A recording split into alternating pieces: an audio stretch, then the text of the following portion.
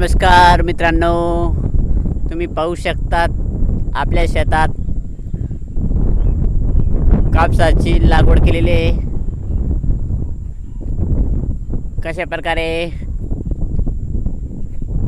एक डिप्पर सोडून एक बी टाकलेली आहे. तुम्ही पाहू शकतात 16 mm नळी आहे. कुठे पाय एकदम स्वच्छता आहे, कुठल्याही प्रकार गवत वगैरे नाही.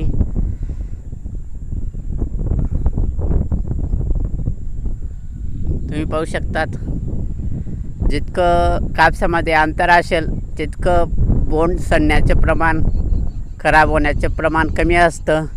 हवा मोकळी असावी, कारण हवेशीर असल्यामुळे कापसाचं बोंड एकदम छान फुलतं, कापूस छान वेचणीला येतो. त्यासाठी आपण एक झाडाच्या मध्ये एक डिप्पर सोडलेलं आहे. तुम्ही पाहू शकतात एक डिप्पर सोडलेलं आहे आणि एक बियाणं टाकलेलं आहे.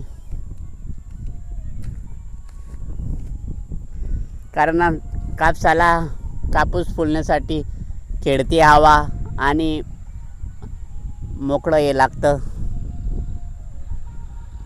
फिरण्यासाठी, आणि वेचणीलाही सोपं जातं. योग्य अंतर असणं खूप गरजेचं असतं. योग्य सल्ल्याने किती अंतर सोडावं यानुसार कापसाची लागवड करावी.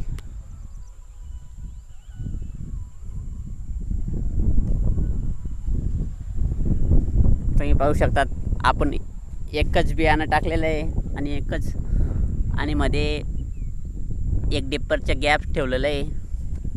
हवा खेळती राहावं.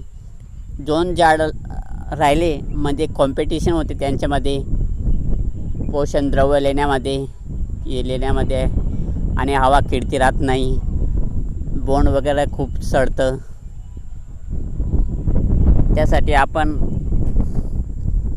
एकच बियाणं टाकलेलं आहे आणि एका झाडामध्ये एक डिप्परचं अंतर.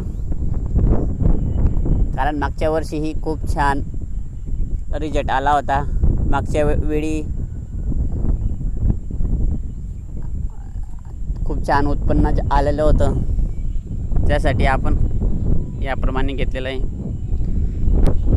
धन्यवाद मित्रांनो. आपल्या चॅनलला नवनवीन व्हिडिओसाठी चॅनलला सबस्क्राईब करा, लाईक करा, शेअर करा.